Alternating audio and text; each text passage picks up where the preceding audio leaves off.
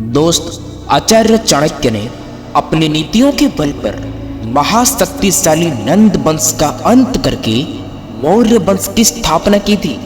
नंद वंश के राजा धनानंद ने उनका अपमान किया था, लेकिन आचार्य चाणक्य ने अपने क्रोध को कभी भी जाहिर नहीं होने दिया। उन्होंने अपने क्रोध को अपना हथियार बनाया और सही समय पर उनका उपयोग करके अपने लक्ष्य को प्राप्त किया।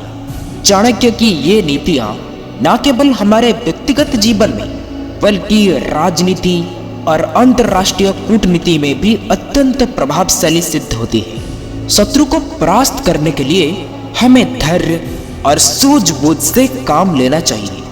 शत्रु का सबसे बड़ी चाल है उकसाना।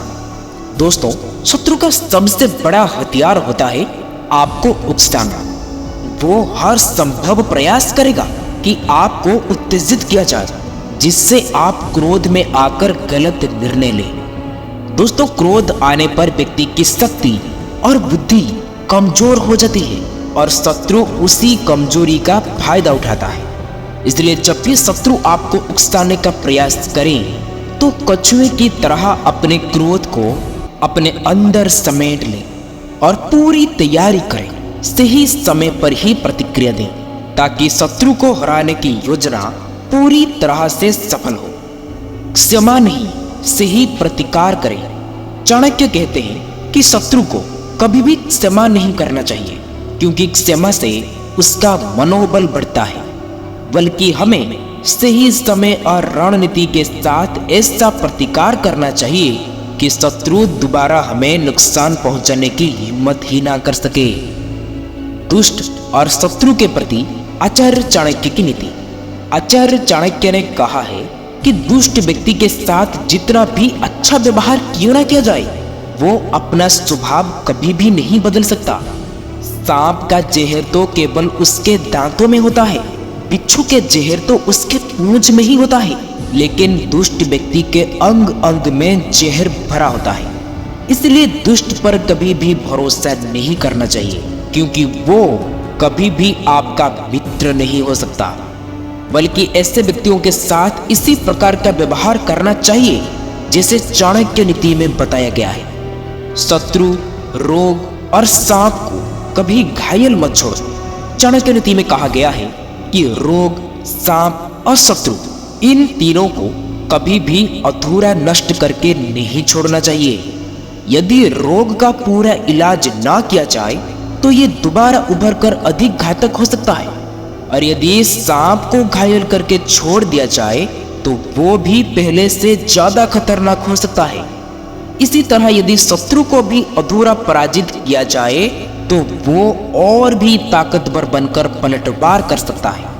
इसीलिए जब भी शत्रु पर वार करो तो ऐसा करो कि वो जैसे दोबारा उठ ना सके।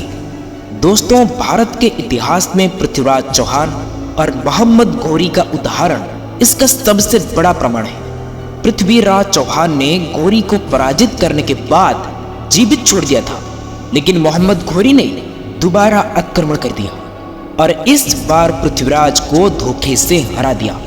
चाणक्य कहते हैं कि शत्रु से घृणा मत करो, बल्कि उसे समझो।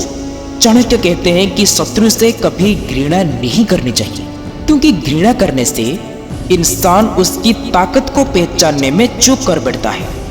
दोस्तों, जब आप किसी से घृणा करते हैं तो आप केवल उसकी कमजोरियों पर ही ध्यान देते हैं और उसकी ताकत को नजरअंदाज कर देते हैं। इसीलिए शत्रु को एक मित्र की तरह देखें और उसकी हर छोटी बड़ी गतिविधियों पर नजर रखें, और युद्ध की स्थिति में शत्रु को बचकर निकलने का कोई रास्ता नहीं मिलना चाहिए। शत्रु पर विजय पाने की सर्वोत्तम रणनीति। दोस्तों, शत्रु को हराने का सबसे प्रभावी तरीका यह है कि उस पर पहला वार कभी हथियार से ना करो। पहले उसे अपने कूटनीतियों में फंसाओ, उसकी शक्तियों और सहयोगियों को उससे अलग करो, और जब वो पूरी तरह से अकेला और कमजोर हो जाए तब उस पर निर्णायक हमला करो। दोस्तों, चाणक्य नीति यही सिखाती है कि लड़ाई सिर्फ शारीरिक बल से नहीं, बल्कि बुद्धि और सही रणनीति से जीती जाती है। दोस्तों, सही रणनीति और धैर्य से ही हम अपने शत्रुओं को धूल चढ़ा सकते हैं और हमेशा विजय प्राप्त कर सकते हैं। तो दोस्तों, आशा करता हूं कि आपको इस वीडियो से काफी कुछ सीखने को मिला होगा। आप अपना कीमती समय देने के लिए आप सबको बहुत बहुत धन्यवाद। ये वीडियो आप लोगों को अच्छी लगी हो तो वीडियो को शेयर, सब्सक्राइब, लाइक जरूर करें। फिर मिलेंगे कुछ नई सीख के साथ और एक नई वीडियो में। तब तक के लिए आप अपना ख्याल रखें। ओम नारायणाय नमः।